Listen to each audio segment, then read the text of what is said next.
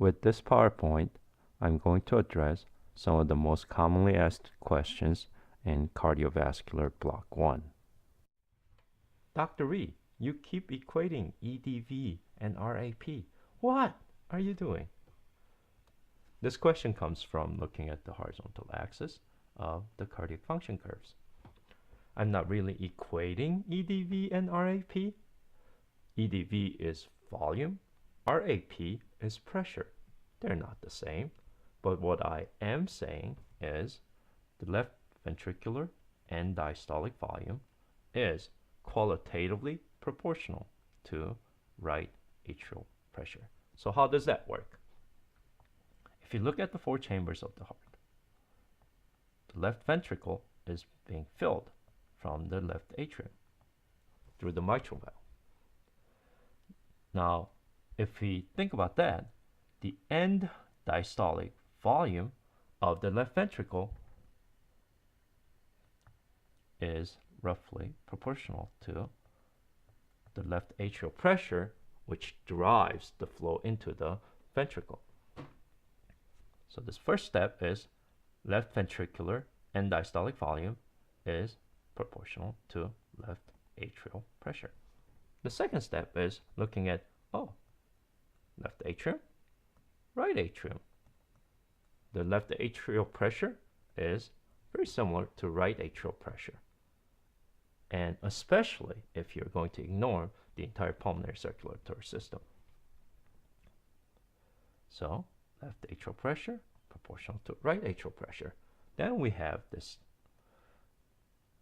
relationship where the EDV is qualitatively proportional to RAP. If you drew the cardiac output against end diastolic volume, you would have an increasing relationship.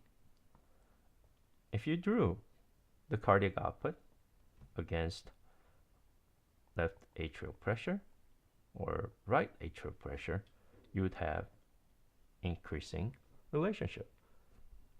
The shape of the curves may not exactly match, but they represent the same phenomenon where you increase the stretch or the preload of the heart, you get more cardiac output. The reason we work so hard to replace the horizontal axis with the right atrial pressure will be clear in the next slide. At steady state, the cardiac output has to match the venous return. In saying this, we are dividing the circulatory system into two separate parts. The first part is where the heart is pumping blood out into the arteries and arterioles. This function is described by so-called the cardiac function curve that we've been discussing in the previous slide. The second part of the circulatory system is where the blood is coming back from the venous side to the right atrium. This venous return is driven by the mysterious mean systemic filling pressure against the right atrial pressure. So in this case, the mean systemic filling pressure, which is a measure of how much volume there is working against the back pressure of right atrium. That's why if you draw this venous return curve, you get an inverse relationship with the right atrial pressure. This curve is sometimes referred to as venous return curve, but I prefer calling this vascular function curve. So on the one side, you have the cardiac function curve. The other side, you have the vascular function curve. Now we're ready to say that these two are equal. In order to do that, we overlap the two graphs. Okay? Now you can see why we worked so hard to use the right atrial pressure as the horizontal axis, because you can describe both cardiac output and venous return on one graph. So the resulting intersection of the two curves will be the steady state cardiac output and venous return, which describes the entire circulatory system from the heart back into the heart. What is preload? That's a great question. Let's imagine a piece of muscle or single muscle cell. You can tie a little bit of weight or load onto that muscle, and that muscle will stretch. You can tie even a bigger load or weight to that muscle. It'll stretch even more. Okay? The word preload means the load on the muscle before it starts contracting. So this has a little bit of preload. This has a lot of preload. And that had little stretch. This had a lot of stretch. So the preload and stretch are tightly related. This happens in the skeletal muscle, also in the cardiac muscle. Now think of the whole heart as an organ. During diastole, the ventricles get filled with volume. Let's say with this much of blood versus that much of blood. Okay. If you imagine the single muscle cell on the wall of the heart, if it's stretched little, if it's filled little, each muscle is stretched little. If it's filled more, each muscle cell has to be stretched much more. So volume and stretch are closely related. Volume, if the volume is big, you'll get big stretch. Okay? So you can imagine this cell is under a little bit of preload, and this cell is under a much bigger preload.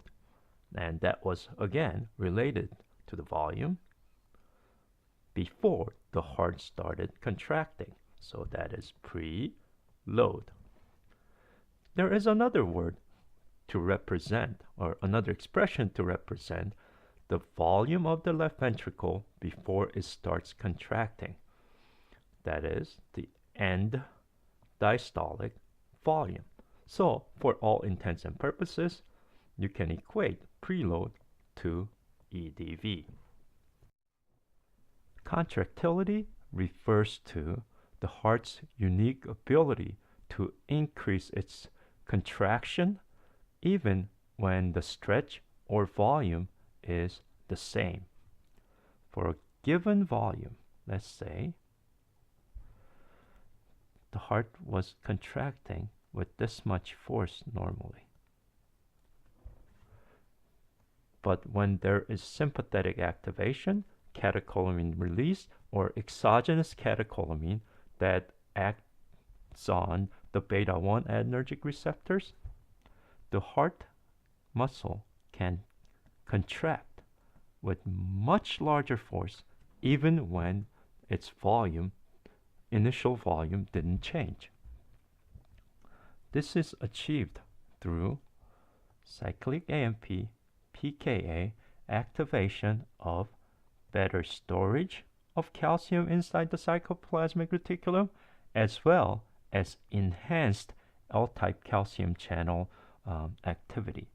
So when that happens, more calcium stored in the SR shoots out during contraction, allowing better actin-myosin binding and stronger contraction of the heart muscle. Is preload and contractility the same? Is another common question. The short answer is no. The preload refers to how much you stretch the muscle before it starts to contract. In all types of muscles, when you stretch more, there is more actin-myosin overlap, and on the actin, more myosin heads the people can bind and pull. If the stretch is shorter, less number of actin-myosin binding will happen, and the pull is weaker. However, as you are pulling or contracting, the force becomes smaller and smaller until it reaches the same original length. On a graph, it would look like a single curve, which represents the length tension relationship, or a Frank-Starling type of mechanism where a smaller stretch will generate smaller output, a larger stretch will generate a larger output. On the other hand, contractility refers to the heart's unique ability to contract harder even when starting with the same length. As I explained in the previous slide, the heart muscle has this unique ability to modulate calcium utilization through the beta-adrenergic receptor pathway. So what it does is, for the same given length, it allows more actin-myosin binding. Usually only a fraction of actin-myosin binding occurs per given length. But if you increase the calcium concentration or utilization of calcium, more sites become available for the same given length for the myosin to bind. So it generates stronger force for the same length, and when it contracts, it becomes much smaller than when less calcium is utilized. So on a graph, a single cardiac function curve is not enough to explain contractility, and when the contractility is increased, the cardiac function curve itself shifts up, representing if you have the same end-diastolic volume, you will have higher cardiac output if your contractility is increased. Next, I'm going to describe the cardiac cycle in about 3 minutes. If you know the cardiac cycle and the PV loop, you can skip this slide. The cardiac cycle can be divided into 4 phases, and since it's a cycle, you can start from any one of those 4 phases. I'm going to start with the filling phase. When I say filling, I'm describing events from the perspective of the left ventricle. So first filling, then contraction, then ejection, and relaxation. Okay. So the filling occurs when the left atrium puts the blood into the left ventricle through the mitral valve. So the filling of left ventricle starts with the mitral valve opening. It fills until the left ventricle is ready to contract. Once it receives the electrical signal to contract, it pushes the mitral valve shut. That's when you hear the lup sound. And since there is only one valve on either side of the heart open at any given time, the closing of mitral valve signifies the isovolumetric contraction of the left ventricle until the pressure builds up enough to open the aortic valve into the aorta. So, aortic valve opening. Then it can eject the blood into the aorta until the ventricle loses steam and the aortic valve closes. Since both valves are closed at that point, there is isovolumetric relaxation. So that's iso V on both sides. Okay, so we've finished the cardiac cycle. And actually, we've done more than finish the cardiac cycle. We drew the primitive PV loop. Okay, the horizontal axis is the volume of the left ventricle. The vertical axis is the pressure of the left ventricle. So during the filling phase, there is low pressure, but it fills from low volume all the way to the high volume. That high volume is called end diastolic volume. And then during isovolumetric contraction, what does contraction mean? It builds up pressure, so it's going vertically up, building up the pressure. Once the aortic valve opens, it ejects the volume. The amount of volume ejected during ejection is the stroke volume. So it reaches the lower end of the volume, that is called the end systolic volume. So that's the cardiac cycle and the PV loop. Now we're ready to tackle the ABC. Let's start with a regular PV loop. Filling, contraction, ejection, relaxation. Consider the case of increased afterload. By increased afterload, I said it is very similar to the increased systemic vascular resistance. For all intents and purposes for M2, that description works 99.5% of the time.